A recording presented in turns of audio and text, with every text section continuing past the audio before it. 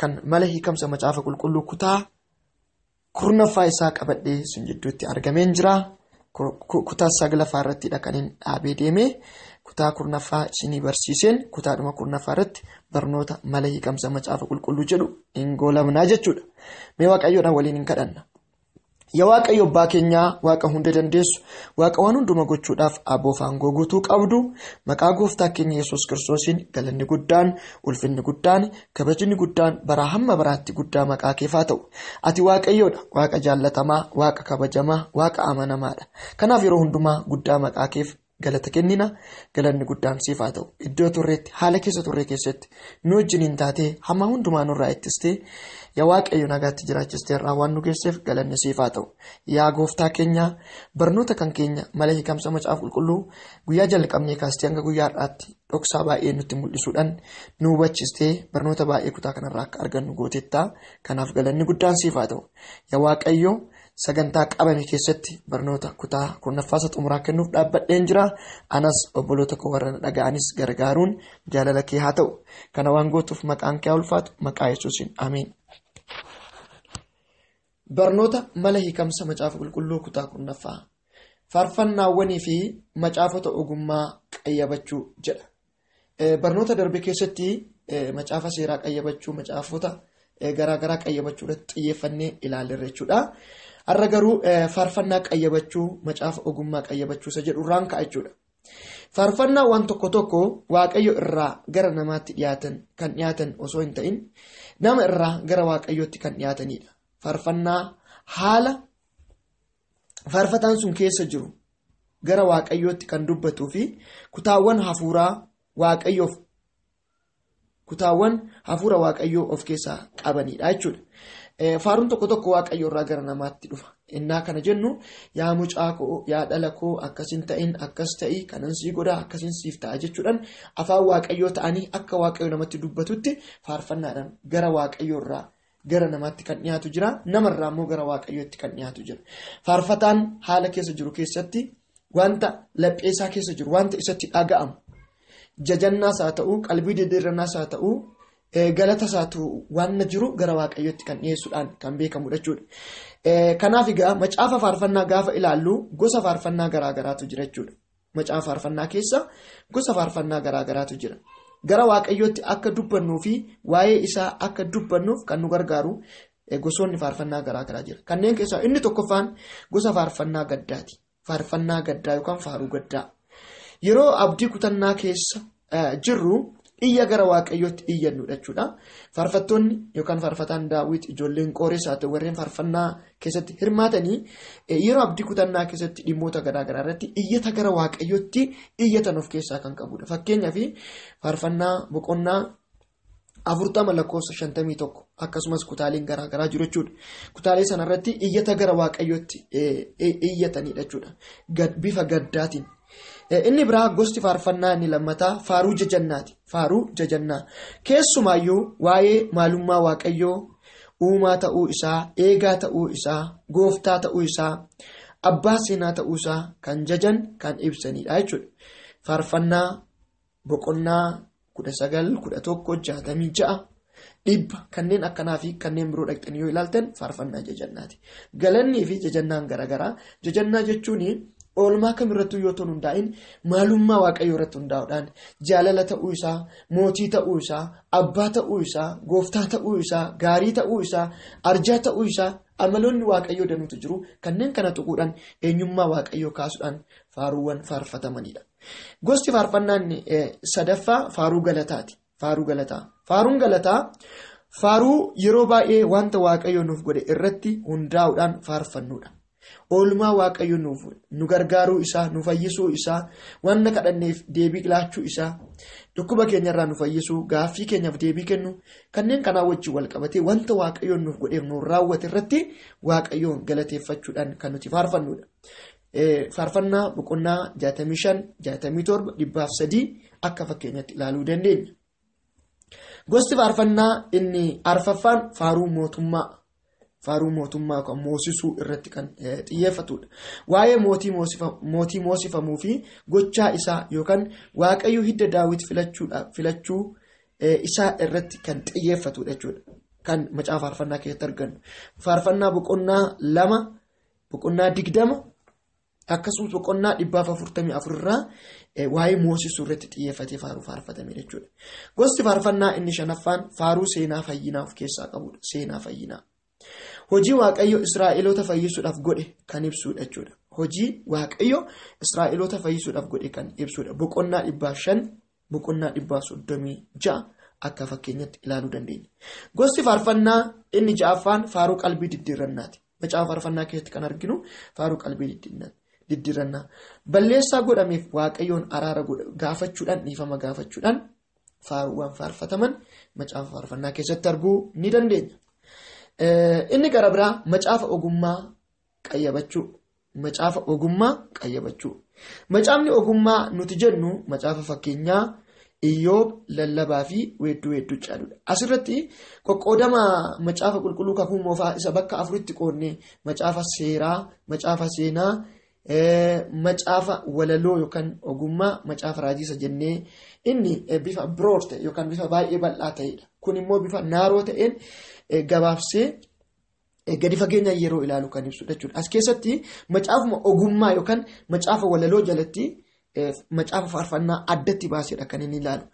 Warreen kaan garuu macaafa ogummaa jedhee isa jalatti kan ibsudha jechuudha. Macaafa ogummaa jalatti gaa bifa addaatiin kan argamu. Macaafni faarfannaas macaafuma ogummaati. Haa ta'u malee irra caalatti macaafni ogummaa jedhamanii baay'ee beekaman fakkeenya macaafa Iyyoob, macaafa lallabaa fi weedduu caaludha. Macaafni kun dhugaawwan jireenya keenya keessatti hojiirra oolchuudhaaf qajeelfama hojii irra oolan qabatanii kan argaman jechuudha. Jireenya keenya keessatti dhugaawwan tokko akkamitti hojiirra akka oolan qajeelfama tokko hojiirra oolchuu kan nuti qabnu qabatee of keessatti kan argamudha jechuudha. Namni Waaqayyoo akkamitti ogummaadhaan jiraachuu akka qabu kan ibsuu fi jireenya nama hubannaa qabu kan agarsiisudha jechuudha. Macaafni ogummaa. Kanneen keessaa tokko yoo ilaallu macaafa fakkeenyaa yookaan proverbs kan nuti jennudha. Macaafni fakkeenya yookaan proverbs dhugaa jireenya keessatti ta'u bifa waliigala ta'een ibsa jechuudha. Macaafni fakkeenyaa dhugaa jireenya keessatti ta'u bifa waliigala ta'een kan ibsudha. Ergaan isaa barumsa macaafa qulqulluu waliigalaa giddugaleessa godhachuudhaan ilaaluun nurra jiraata jechuudha. Ergaa macaafa fakkeenyaa barumsa macaafa qulqulluu waliigalaa giddugaleessa godhachuudhaan ilaaluu qabna. Fakkeenyaaf keessa deebii boqonnaa 9:17 17:23 akkasumas lakkoofsa 21 fi 14 boqonnaa 15:25 boqonnaa 18 lakkoofsa 8 akka fakkeenyatti ilaaluu dandeenya jechuudha. Qajeelfama jireenyaa nuuf laatu malee akka abdiitti kan fudhannu miti jechuudha. Macaafni fakkeenyaa qajeelfama jireenyaa kan nuuf laatudha malee akka abdiitti akka kakuutti kallattiidhaan kan fudhannu miti jechuudha. Fakkeenya 16:18 22:6 barnoota keenya kutaa 10ffaa keessatti xumuruudhaaf karoorsee waan jiruuf baay'ee babal'isee hin dubbadhu. Ariifadhee ta'een dubbadha jechuudha. Isin immoo deddeebitanii dhaggeeffachuudha hin qalbeeffattu jechuudha. Baay'ee isaa barnoota kutaa darbee keessatti tuttuqeera waan ta'eef wanti hin tuttuqamne baay'een hin jiru jechuudha. Wanti haaraan hedduu hin jiru as keessa darbee malee. Namni ogeessi Waaqayyoon beekuudhaan jireenya isaa akkamitti karaa qajeelaa irra gaggeessuuf karaa faallaatiin immoo namni dhilbaa'aan Waaqayyo beekuu dhabuudhaan akkamitti akka deddeebuu fi akkamitti miidhama keessa akka galu kan agarsiisudha jechuudha. Macaafni fakkeenyaa. Fakkeenya boqonnaa 1 lakkoofsa 7 boqonnaa 20:13 boqonnaa 24 boqonnaa 22 26-27 boqonnaa 26 4-5 irratti arganna jechuudha. Tokkoon tokkoon yaada tuqata macaafa qulqulluu yookaan macaafa fakkeenyaa keessa jiru kana yeroo ilaallu tokkoon ilaaluu qabna jechuudha. Yaada ijoo tokkoon hubachuu qabnu. Unit of thought goonee fudhachuu danda'uu qabna jechuudha. Jechi tokko ergaa guddaa of keessaa waan qabuuf jechoota tokko irratti xiyyeeffannee ilaaluun barbaachisaadha. Tuqaalee yaada mata duree tokko irratti dubbatan macaafa keessaa walitti qabnee tokkummaadhaan qayyabachuun caalatti mijataadha jechuudha. Yaadota achi keessatti tuqaman kutaalee macaafa qulqulluu keessatti yaadota tuqaman kan biroo wajjin wal bira qabneetu cimsinee yoo qayyabanne baay'ee mijataa ta'a jechuudha. Macaafa ogummaa keessaa inni biraa macaafa Iyyoob yookaan Joobs kan nuti jennudha. Macaafa Iyyoob yeroo ilaallu haasawa Iyyoob fi Waaqa wajjin akkasumas kan Iyyoob hiriyoota arfan wajjin waliif godhe yookaan waliin haasa'e qabatee kan argamudha jechuudha. Macaafni Iyyoob haasawa Iyyoob fi Waaqayyo wajjin jiruu fi haasawa Iyyoob fi hiriyoota Iyyoob arfan wajjin haadha manaa isaa dabalatee godhe of keessatti qabatee kan argamudha jechuudha. Icciitiin qorumsaa kallattii ilaalcha namummaa qofaan akka ta'etti dubbatu jechuudha. Achi keessatti macaafa Iyyoob keessatti icciitiin qorumsaa kallattii ilaalcha namummaa qofaan ilaaluun ni dubbata. Kanneen kana gabaa'inaan warreen hiriyoonni Iyyoobii qormaanni rakkina namaa wajjin hir'ina namaa wajjin wal qabatee akka dhufutti kan dubbatanidha. Ilaalchi isaanii sirrii yoo fakkaate illee jireenya Iyyoob irratti dhiibbaa guddaa geessiseera. Ilaalchi hiriyoota Iyyoob sun sirrii yoo fakkaate illee jireenya Iyyoob irratti baay'ee dhiibbaa guddaa geera. Iyyoob kan inni qorameef sababa cubbuu hojjeteef sababa Waaqayyoon gaddisiiseef akka ta'etti dubbata Iyyoobin tuttuqaa waan turaniif kanatti Iyyoob baay'ee miidhame jechuudha. Macaafni kun karaa biraatiin ogummaa Waaqayyoo ilaala jechuudha. Ogummaa Waaqayyoo akkam akka ta'e Waaqayyo haalota keessatti akkamitti akka hojjetu ogummaadhaan akka hojjetu kan mul'isudha. Qajeelummaa fi humna waaqummaa isaatti akkamitti hirkachuun barbaachisaa akka ta'e kan agarsiisudha jechuudha macaafni Iyyoob. Macaafni Iyyoob karaa biraatiin ogummaa Waaqayyoo ilaalaa qajeelummaa fi humna waaqummaa isaatti akka hirkannu kan nu gargaarudha jechuudha. Haasawa nama tokkoo akka yaada ijoo tokkootti yookaan unit of thought goonee fudhachuun baay'ee barbaachisaa jechuudha. Macaafa Iyyoobin gaafa dubbisnu haasawa nama tokkoo akka yaada ijoo tokkootti jecha tokko keessa hiika hedduutu jira jechuudha. Akkuma macaafa fakkeenyaa keessatti arginu jechuudha. Macaafa ogummaa keessaa inni biraa macaafa lallabaa yookaan Ecclesiastes kan nuti jennudha. Macaafni kun akka waliigalaatti yaaliin namaa dadhabbii fi beekumsi namaa hundi aduu garjallaatti yookaan Waaqayyoon alatti duwwaa yookaan tasa akka ta'e kan mul'isu jechuudha. Macaafni lallabaa beekumsas haa ta'u ogummaa qabeenyi kamiyyuu aduu garjallaatti Waaqayyoodhaan alatti wanti hundumtuu tasaa duwwaadha jedhee nutti mul'isa. Kaayyoon isaa jireenya aduu garjallaa yookaan waaqan ala jiru tasa waan ta'eef akkamitti jiraachuu akka qabnu kan agarsiisuu fi ija keenyaaf yaada qalbii keenya Waaqayyoo gooftaa keenya irraa akka keewwannu kan of keessatti hammatudha. Ergaa guddaa kutaa kana keessatti yookaan macaafa kana keessatti argannu yaada keenya haalota irraa kaafnee Waaqayyoo irraa akka keenyu kan nu agarsiisudha jechuudha. Jireenyi keenya Waaqayyo waan ta'eef isumatti hirkachuu akka qabnu kan agarsiisu jechuudha. Boqonnaa 9 lakkoofsa 8 hanga 9, boqonnaa 3 12 hanga 13, boqonnaa 11 7 hanga 8 irratti kan argannaa jechuudha. Gosa barreeffama adda addaa wal jijjiiran hordofuudhaan gosa barreeffamichaa akka yaada ijoo tokkotti fudhachuun ni dandeenya jechuudha. Gosa barreeffama garaa garaa achi keessatti arganna waan ta'eef barreeffamoota garaa garaa akka yaada ijoo tokkotti fudhachuu qabna jechuudha. Inni biraa macaafa ogummaa keessaa inni tokko macaafa weedduu caalu yookaan Song of Solomon kan jedhamudha jechuudha. Song of Song kan jedhamudha jechuudha. Macaafichi walaloo jaalalaa fi walitti dhufeenya nama jidduu jiru ibsuuf of keessatti kan qabatudha jechuudha. Macaafichi walaloo jaalalaa fi walitti dhufeenya nama jidduu jiru ibsuu of keessatti kan qabatudha. Walitti dhufeenya gaarii gaa'ela keessa jiruu fi jaalalaan mataa ofii kennuu ilaallatu of keessatti kan qabatudha jechuudha. Gaa'ela keessatti jaalalli akkamii jiraachuu akka qabu walitti dhufeenya akkamii uumamuu akka qabu kan agarsiisu jechuudha. Kakuu moofaa keessatti gaa'elli irra deddeebi'uudhaan walitti dhufeenya saba Israa'elii fi Waaqa jidduu jiru ta'ee dhiyaachuudhaan akkasumas gaa'elli weedduu Solomoon keessatti caafamee jiru amma isuma kana kan calanqisiisudha jechuudha. Kakuu moofaa keessatti baay'inaan yoo ilaaltan kakuu moofaa qofa otoo hin taane kakuu haaraa keessattis gaa'elli haadha warraa fi abbaa warraa jidduutti fakkeenyummaan isaa walitti dhufeenya saba Waaqayyoo yookaan waldaa kiristaanaa fi Waaqayyoo kan Kiristoos wajjin jiru kan agarsiisu jechuudha. Akkuma kanatti gaa macaafa weedduu caalu keessattis walitti dhufeenya waldaa kiristaanaatiif Kiristoos jidduu jiru kan calanqisiisu akka ta'e hubachuu danda'uu qabna jechuudha. Macaafni akkaataa abbaa warraa fi macaafni walaloo jechuudha. Akkamitti abbaa warraa fi haati warraa jaalalaan walii wajjin jiraachuu akka qaban kan agarsiisu jechuudha.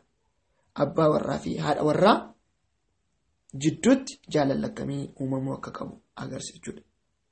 Mataa ofii jaalalaan waliif kennuun akkamitti akka danda'amu inni tokko isa biraatti gammaduu akkamitti akka danda'u kan ibsudha jechuudha.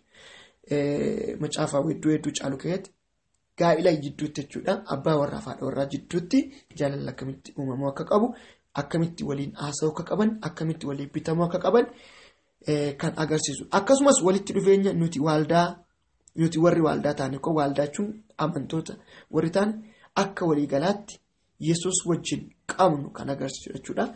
Walitti dhufeenya waldaan kiristaanaa yookaan amantoonni Kiristoos wajjin qaban kan mul'isudha jechuudha. Jijjiirraan haasawa keessatti kan argamu ta'uu isaa irraan kan ka'e haasawa nama dubbatu tokko tokkoon akka yaada ijoo tokko goonee fudhachuun fayyadamuu ni dandeenya jechuudha. Akkuma macaafota warreen kaan jechuudha. Yaadota ijoo irratti xiyyeeffachuu qabna jechuudha. Inni biraa raajii fi mul'ataawwan qayyabachuu. Prophecy and revelation sanatu jedhu qabe. Raajii fi mul'ataawwan qayyabachuu. Amalaawwan barreeffama raajii ilaallatti fufne. Amalli barreeffama raajii maal fa'i?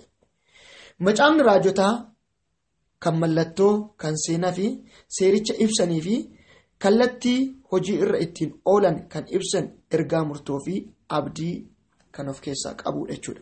Macaafonni raajii mallattoowwan garaagaraa of keessaa qabaa, seenaa of keessaa qabaa, seera adeemsa tokko kallattii kan agarsiisu of keessaa qabaa, abdii, murtoo fi kan kana fakkaatan kan of keessaa qabudha.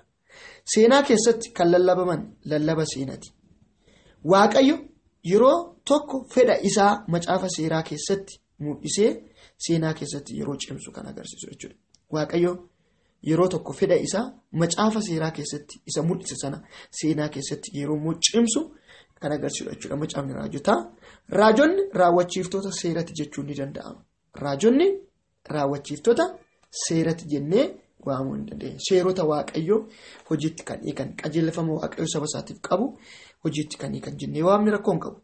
Raajota hubachuuf seera gaarii godhanii hubachuun baay'ee barbaachisaadha. Macaafa raajotaa hubachuudhaaf macaafota seeraa gaarii godhanii hubachuun baay'ee hin fayyada. Hojii saba bara sana jiraataniif abdii fi murtoo seera keessatti kenname irra dhaabbachuudhaan wanta dhufu kan raajanidha jechuudha. Raajonni hojii saba bara sanaa jiraataniif abdii fi murtoo seera keessatti kenname irra dhaabbachuudhaan wanta dhufu waan gara fuulduraatti ta'u kan raajanidha jechuudha. Raajonni raajiiwwan hedduu waa'ee saba Israa'elii fi waa'ee saba Waaqayyoo sana yeroo sana jiran kan dubbatan ta'uu isaanii irraan kan ka'e yeroo keenya kana dura kan raawwatanii jechuudha. Kan raawwatamanii. Raajiiwwan hedduu waa'ee saba Israa'elii fi waa'ee saba bara sana yookaan bara raajonni jiranii kan dubbatan waan ta'eef bara nuti jiraannu kanaan duratti raajiin baay'een ergaaleen baay'een kan raawwatamedha. Macaafni raajii akka haasawa tokko haala jalqabbii isaa fi xumura isaa irratti hundaa'uudhaan kan qoqqoodu jechuudha. Haala jalqabbiif xumura isaa irratti hundoofnetudha kan nuti qoqqoodnu macaafa raajii.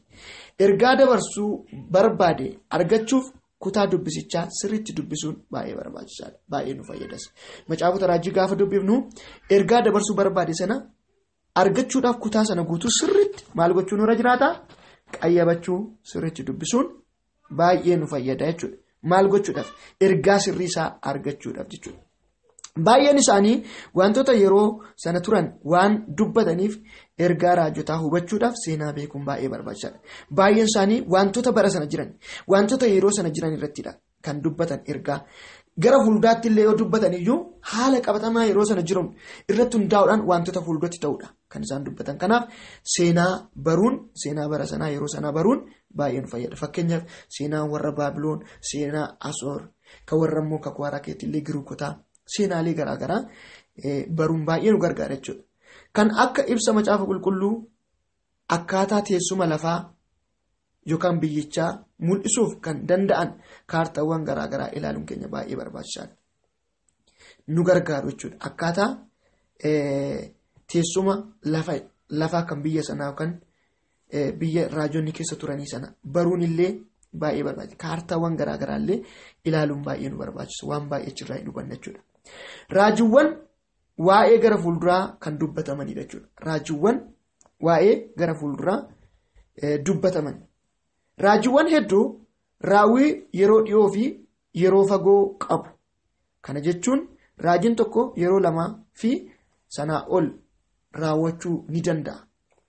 Raajiin tokko yeroodhuma sana duwwaa haala qabatamaa yeroo sana jiru fuulduratti kan dubbatamu yoo ta'u, raajiin tokko immoo yeroo dheeraadhaaf kan dubbatamudha. Kanaaf raajiin tokko hiika lamaa ol qaba jechuudha. Yeroo lamaa ol kan raawwatudha jechuudha.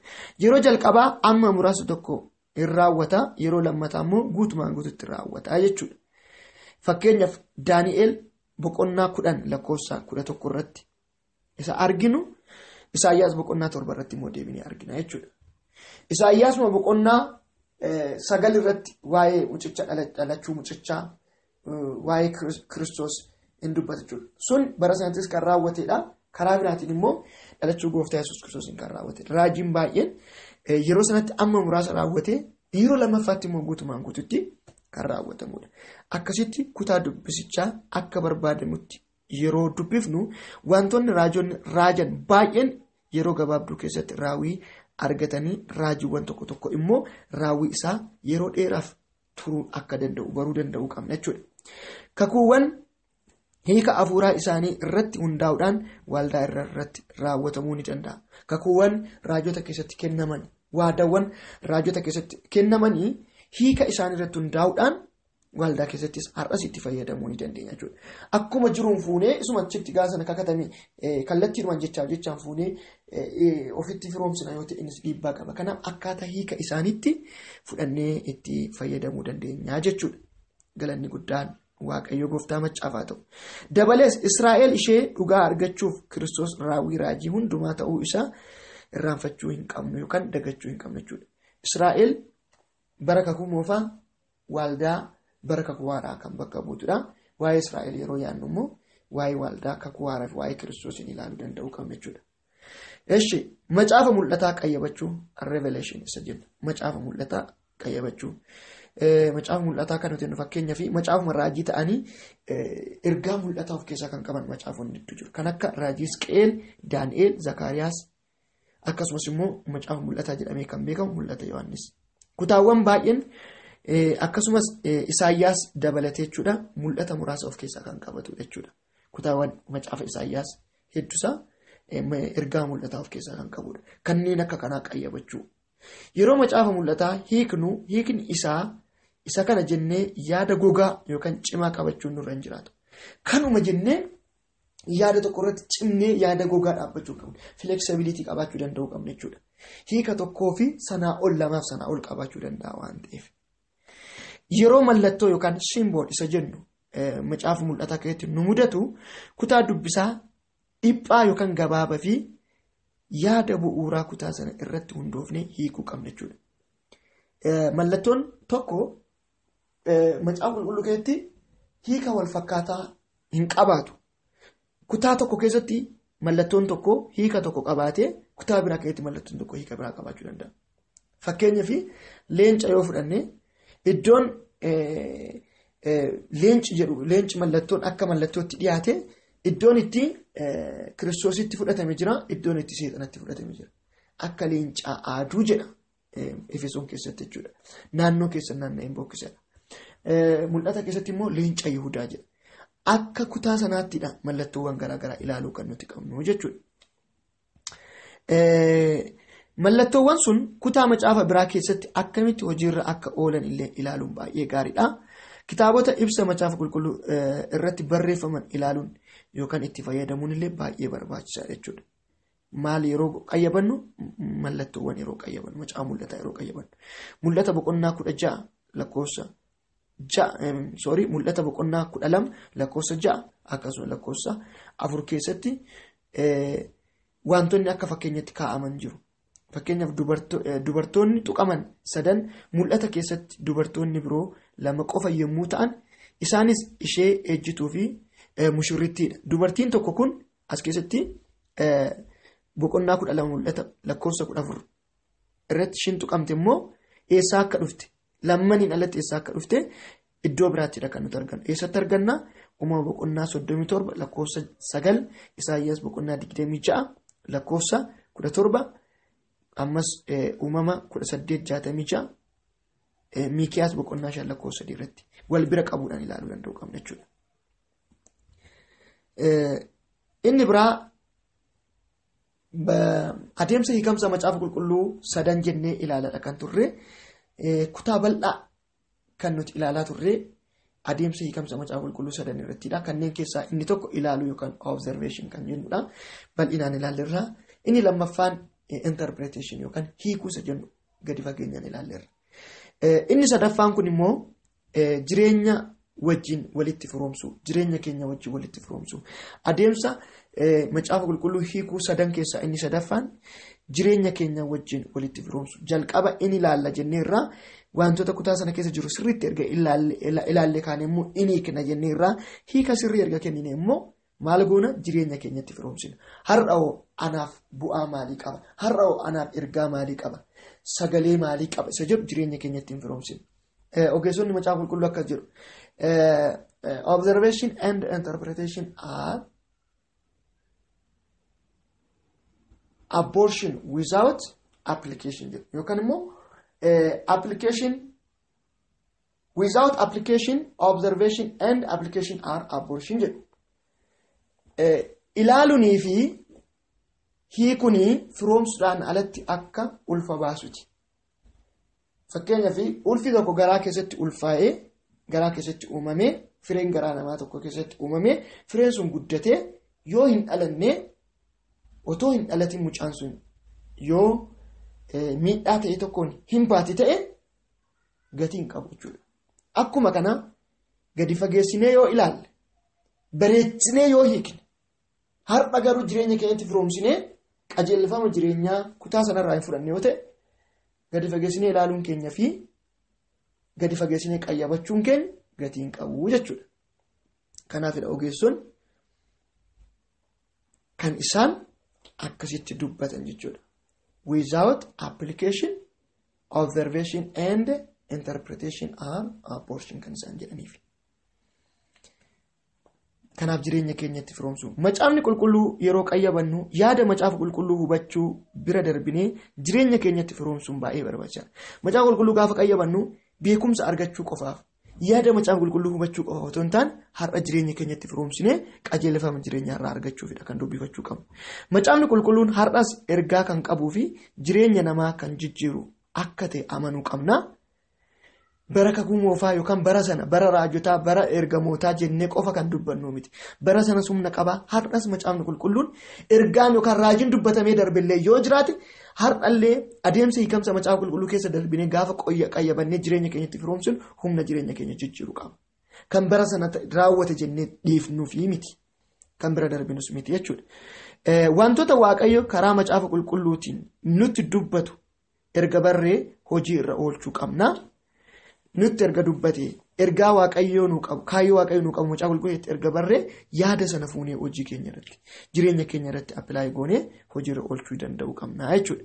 Wantoota namoota seenaa aadaa fi kan kana fakkaatan kan yeroo sanaa turan har'as kallattiidhaan kan wal fakkaatu nus fudhannee hojiirra oolchuu danda'uu qabna. Bara macaafni qulqulluutti barreeffame keessatti namoota irratti seenaa irratti aadaa fi kan kana fakkaatan irratti wantoonni turan har'as bifa sanaan kan wal fakkaatan kallattiidhumaan kan wal fakkaatan yoo ta'an kallattiidhaan fudhannee hojiirra in oolchina. Kan immoo kallattiidhaan waliin fakkaanne yoo ta'e yeroo sanatti hiikaa maalii qaba ergaa maalii qaba jennee ilaallee erga ilaallee kaane har'a immoo haala qabatamaa jiru wajjin akkamitti deema jennee jireenya keenyatti kan nuti firoomsinu jechuudha. Yeroo ofitti firoomsinu kadhannaadhaan taanee gaaffii gaafachuudhaan ofitti firoomsuu qabna. Yeroo firoomsutti kadhannaa keessa taanee hafuura keessa taanee gaaffiilee garaagaraa gaafachuudhaan ofitti firoomsuu qabna. Fakkeenyaaf gaaffii akkamii gaafachuu qabna? Wantoonni ani abboomamuu qabu maaltu jira kutaa kana keessa jennee gaafachuu qabna. Kutaa kana keessatti wantoonni ani abboomamuu qabu maaltu jira? Amantiidhaan fudhachuu kanan qabu sagaleen abdii kutaa kana keessa maaltu jira jennee gaafachuudhaan deebii kennaa ofitti firoomsuu qabna. Dhugaan amanuu ani qabu maaltu jira? Kutaa kana keessatti dhugaan ani amanuu qabu maaltu jira? Fakkeenya hordofuu qabu maaltu jira? Fakkeenya kutaa kana keessatti kaa'ame fakkeenyi gaarii kallattiidhumaan an hordofuu qabu maaltu jira? Dogoggoran irraa of eeggachuu qabu yookaan irraa deebi'uu qabu kutaa kana keessatti maaltu jira? Maaltu tuqame? Jennee jireenya keenya ilaalaa ofii keenya ilaalaa dhaggeeffachuu qabna jechuudha. Cubbuun ani itti gaabbuu qabu maaltu jira? Kutaa kanarraa akka nu badheetti wanti ani itti gaabbuu qabu har'aan wanti yakke maaltu jira jennee ilaaluu qabna jechuudha. Sababni ani irratti galateeffadhu kan kutaa kanatti tuqame maaltu jira? Kan wal fakkaatu anillee maal irratti galateeffachuun qaba Waaqayyoodhaan. Dubbisni kuni waa'ee Yesuus, waa'ee Hafuura Qulqulluu, waa'ee koofii kadhannaa keessa ta'uudhaan waa'ee namoota gara biraa maal barsiisaa jennee of gaafachuudhaan deebiitti kennuu qabna jechuudha. Kadhannaa keessa ta'uudhaan wantoota Waaqayyoo nutti dubbatuu fi deebii haalaannu achumatti deebii laannee kan galateeffannoo ta'e galateeffannee kan qalbii diddiirannoo ta'e qalbii diddiirannee kan murtoo irratti fudhannoo ta'e irratti murteeffannee kan irratti karoora baafnoo ta'e irratti karoora baafnee achumatti jireenya keenya irratti hiikkachuu danda'uu qabna jechuudha. Isa Waaqayyoo nutti dubbate irratti akka barbaachisummaa isaatti qalbii jijjiirrachuudhaan kadhachuun jajachuun galateeffachuudhaan deebii laachuun nurra jiraata. Waaqayyo humnaa fi qajeelfama akka nuuf laatuuf kadhachuun nurra jiraata. Dhaggeeffanneetuma deemuun qabu. Waanan dhagaye kana waanan bare kana raawwachuuf akka danda'uuf waanan irratti hubannaa argadhe kana hojiitti hiikuu akka danda'u Waaqayyo humna akkanaa kennu qajeelfama akkanaa kennuuf kadhadhee deemuun qaba lafa sanaa jechuudha. Dhaggeeffanneetuma deemuun qabna jechuudha. Dubbifneetuma deemuun qabna. Waaqayyo akka nu gargaaruuf kadhachuu qabna jechuudha. Sagalee hojiirra oolchuuf sagalee dhageenya sana hojiirra oolchuuf karoora baasuu jireenya dhuunfaa keenyatti, jireenya maatii keenyaa, waldaa keessatti, bakka hojii keenyatti, mana barumsaa keessatti, hawaasa keessa jiraannu keessatti wanta gochuu barbaannu fi qaama ifatti kaa'uu danda'uu qabna jechuudha. Tokko tokkoon qalbeeffannee qabxiidhaan qabachuu qabna jechuudha. Wanti gochuu qabu maali? Wanti raawwachuu qabu maali? Jireenya dhuunfaa kootiitiif, jireenya maatii kootiitiif, hawaasan keessa jiraadhuuf maal gochuun qabu? Waldaan keessa jiraadhuuf jennee qabxiidhaan qabannee gara hojiitti hiikuutti dhufuu qabna jechuudha. Tajaajila keenya keessatti namoota tajaajilu akkamitti akka isaan ilaallatu yaaduu qabna. Fakkeenya ta'uudhaanis warra kaan barsiisuu, isa barannes isaaniif qooduu danda'uu qabna jechuudha. Baranneetuma dhiisuu hin qabnu jechuudha. Tajaajila keenya keessatti illee akkamitti fayyadamu? Jalqaba sagalee Waaqayyoo yeroo dubbifannu namaaf dhaggeeffachuu, namaaf dubbifachuu hin qabnu. Jireenya keenyaaf dubbifachuu qabna. Jireenya keenyaaf qajeelfama fudhachuu, Waaqa akka nuti dubbatuuf qayyabachuu qabna. Erga jireenya keenyaaf ergaa ta'uu fudhannee ergaa kana immoo nama tajaajiluun akkamitti gahuu qabna? Ergaan kun nama tajaajilu akkamitti ilaallata jedhu kallattiidhaan fuunee fakkeenya ta'uufidhaan barumsa kana ergaa fudhanne kana saba tajaajiluun gahuu danda'u qabna. Guduunfaa yookaan konkiliiziin. Egaa macaafni qulqulluun kan dubbifnu odeeffannoo fi beekumsa argachuun yaada jedhu bira darbee kaayyoon inni jalqabaa jireenya keenya akka jijjiirru, jireenya keenya akka jijjiiramuu fi qajeelfama sirrii argachuu fi akka yaada fi fedha Waaqayyootti jiraachuu akka dandeenyuufi. Yeroo macaafa qulqulluu qo'an odeeffannoo beekumsa argachuu qofaaf otoo jireenyi keenya akka jijjiiramuuf qajeelfama jireenyaa akka argannuufidha. Kana waan ta'eef macaafa qulqulluu keessa qajeelfama kamiyyuu fudhachuu keenyaan dura qajeelfamni yookaan ergaan nuti fudhachuuf jirru ergaa sirrii kutaan sun dabarsuu barbaadu ta'uu isaa mirkaneeffachuuf macaafa qulqulluu akkuma gaggeessaa hafuura qulqulluutiin barreeffame yeroo fayyadamnus gaggeessaa hafuura qulqulluu keessa taanee adeemsa hiika macaafa qulqulluu maratti fayyadamuudhaan ergaa kutaan macaafni qulqulluu dabarsuu barbaade jireenya keenya fudhachuu qabna jechuudha. Egaa hiika sirrii macaafa dubbifnu keessaa erga argannees jireenya keenyaaf fudhachuu qabna, jireenya keenyatti appilaayi gochuu qabna. Ergaa hiika sirrii macaafa dubbifnu keessaa erga arganne jireenya keenya wajjin walitti firoomsuudhaan itti fayyadamuu qabna jechuudha. Galanni Waaqayyoof haa ta'u. Kanaaf ammas kan isinitti himu macaafa qulqulluu dubbifnee kallattiidhuma akkasiin jedhan jedhu waan jiru seera qabeessaan ilaallee sirriitti hiikuu danda'u qabna. Kutaa macaafa qulqulluu kutaa biraa macaafa qulqulluu biraa wajjin wal bira qabnee kutaalee garaagaraa dubbifnee koomentarii garaagaraa ibsituuwwan macaafa qulqulluu garaagaraatti dubbifnee hiika sirrii argachuu qabna. Ergaa argannee immoo barree dhiisuu qabna tontaan jireenya keenyatti firoomsuu qabna jechuudha. Gooftaan maccaan waa gargaaru. Ibsa dabalataa yookaan deeggarsa dabalataa akka isiniif ta'uuf waan tokko tokkoon isiniif kenna jechuudha. Hubannaa bal'aa argachuuf jechoota barumsa kana keessatti murteessoo ta'an afaan Oromoo, afaan Ingiliffaa fi afaan Amaariffaatiin wal bira qabuudhaan isiniifan kenna jechuudha. Jechootaan barnoota keenyatti keessatti itti fayyadame jechoonni garaagaraa jiru. Tokkoffaan jecha gochaa ibsu inni jedhu afaan Ingiliffaatiin verb Amaariffaan gis jennee waamna. Abbaa dhimmaa fi ibsa maqaa inni jennu subject and adjective kan jennu yoo ta'u Amaariffaan baalabeetinnaa tawlaaxasim jennee waamna. Gaalee kan nuti jennu Ingiliffaan phrase jennaa, Amaariffaan harag jennaa. Walqabsiiftuu kan nuti jennu conjunction jenna, Ingiliffaan afaan Amaariffaatiin mastatsaamir jenna. Sababni kana isiniif kennuuf jechoonni tokko tokko ibsa sirriin kennanii wal fakkaatuudha, wal fakkaatoodha garuu hiika garaagaraa kan qaban waan ta'eef qixa kanaan akka ilaaltaniif. Koorniyaa fi baay'ina inni jennu koorniyaa fi baay'ina inni nu jennu Ingiliffaan koorniyaa jedha. Amaariffaan tsootaannaa quxir jedhama. Dhugaa jirutti humna gochuuf kan gargaaran Oromiffaan, Ingiliffaan figurative language jenna, Amaariffaan zaayibaawii annagaagar jenna. Torbaffaan hima hololoo, Ingiliffaan sentence, Amaariffaan arafta nagar. Saddeettaffaan gochaa kan raawwatu subject, Amaariffaan riisa guddaa'e. Saglaffaan keeyyata, Ingiliffaan paragraaf, Amaariffaan anqas. Kurnaffaan qo'annaa amantii, Ingiliffaan teoloojii, Amaariffaan sina malakooti. 11ffaan kan wal fakkaatu, Ingiliffaan similii, Amaariffaan tanatsaatsaarii zaybee. 12ffaan ciigoo, Ingiliffaan meetaafoor, Amaariffaan tawlaaxa zaybee. 13ffaan bifa fakkeenyatiin kan dubbatamu, Ingiliffaan paaraabil, Amaariffaan misaaliyaawii nigiggir. 14ffaan maalummaa namaa waaqaaf kennuu, Ingiliffaan anthropomorphism, Amaariffaan malka sibi'inneti.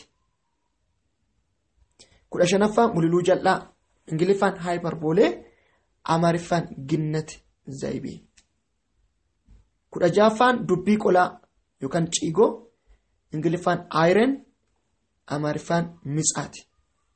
17ffaan sarara kuttuu, Ingiliffaan apostrophe, Amaariffaan antoonee. 18ffaan ciigoo yookaan icciitii kan of keessaa qabu, Ingiliffaan item, Amaariffaan falixaawii annagaagar. 19ffaan mallattoo, Ingiliffaan symbol, Amaariffaan bamilikkiti. Kan kanarratti fooyya'e immoo maqaa biraa qabaachuu danda'a. 20ffaan gaaddiddeessaa, Ingiliffaan typology yookaan types yookaan shadow jechuu dandeenya. Amaariffaan amsaayyaa wayim xilaa. 21ffaan seenessuu, Ingiliffaan narrative, Amaariffaan tirrakaa. 22ffaan bokkuu, Ingiliffaan ceremonial, Amaariffaan sinna sir'aataawii. 23ffaan naamusa, Ingiliffaan moral, Amaariffaan sina migbaar. 24ffaan seenduree, Ingiliffaan historical background, Amaariffaan daaraa. 25ffaan nameessuu, Ingiliffaan personification, Amaariffaan sawunyaa zaybee. 26ffaa abbaa dhimmichaa, Ingiliffaan subject, Amaariffaan baalabeeti. 27ffaan bifa faallatiin kan ibsame contrast, taqaarinuu, Amaariffaan. 28ffaan haqa jiru bifa biraatiin yookaan mul'isu yookaan hakkeessuu, Ingiliffaan allegorical, Amaariffaan talawwaac. 29ffaan yoomessa, Ingiliffaan WH question jenna, Amaariffaan macheti jenna. 30ffaan haala dubbisichaa, Ingiliffaan atmosphere, Amaariffaan dibaabe. 31ffaan mul'ina, Ingiliffaan revelation, Amaariffaan maggalaxi. 32 gaggeessaa hafuura qulqulluutiin kan barreeffame, Ingiliffaan inspiration, Amaariffaan istinfaasaawii. 33 wajjin ta'umsa, Ingiliffaan illumination, Amaariffaan abroonnati, abrootasa jedhamu jechuudha. jechoota kana Amaariffaanis Ingiliffaanis Oromiffaanis kan wal bira qabee isiniif ibsee fi jechoonni kun hiikti isaanii hiikuma sirrii kan afaanii irratti hundaa'ee kan of keessaa qaban yoo ta'an illee tokko jecha gabaabaa kennuudhaan waan na rakkiseef yaada isaadha kan hin ibse jechuudha. Yaada isaadha kan hin ibse gadi fageenyaan afaan irratti warreen qorattan kanneen kana filannoowwan isiniif kenne kan Amaariffaa kan Ingiliffaa Oromiffaa wal bira qabachuudhaan jecha sirrii fayyadamuu dandeessu jechuudha. Haala kontekstii macaafa qulqulluu irratti hundaa'edha kan hin dubbadhe jechuudha. Gooftaan koos na eebbisu. Barreeffama kana referaansii yoo barbaaddan barumsa kanarraa barumsa bal'aa argachuudhaaf kitaabonni garaa jiru. Gordon Dr. Fee and Dialogues Start How to Lead the Bible Book by Book kan jedhudha.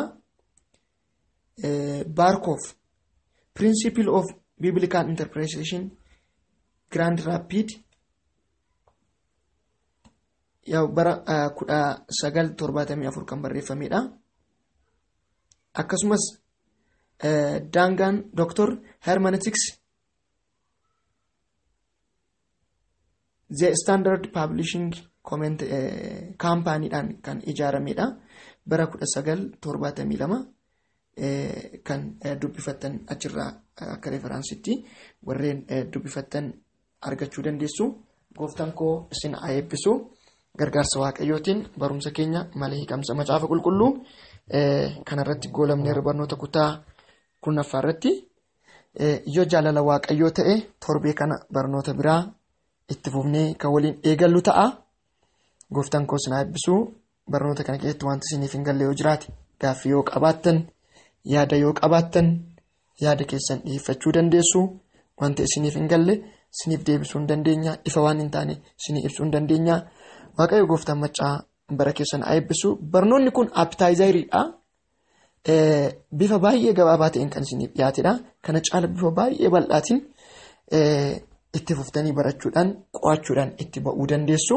Waaqayyo gooftaan macaa isin haa eebbisu. Barnoota kana barattanii bu'aa guddaa akka argattan abdii guddaan qaba. Macaafa qulqulluu sirriitti hubachuudhaan ergaa sirrii fudhachuu akka dandeessan abdii guddaan qaba. Isa barattanitti cimtanii akka jiraattan gooftaan koo isin haa gargaaru. Anis akkan barsiisetti qabamee akkan jiraadhu gooftaan koo na gargaaru. Yaa Waaqayyo abbaa keenyaa Waaqa hunda dandeessu, Waaqa bara baraa tolaaf gaarummaa keef arjummaa keef galanni siif haa ta'u. Barnoota kana erga jalqabnee hanga guyyaa har'aatti nu gargaartee haalota nu mijeessite jalqabnee akka xumurruuf waan nu gargaarteef maqaan kee bara baraan kan ulfaate haa ta'u. Yaa Waaqayyo beekumsa qofaaf otoo hin taane jireenyaaf barannee akkatti jiran ati nu gargaari. Sammuu obboloota kootii bani. Kana waan gootuuf ulfaadhu waan nu gargaarteefis galatoon maqaa gooftaa keenya Yesuus Kiristoosiin ameen. Eebbifamaa an obboleessa keessaan Paaster Dandanaadha.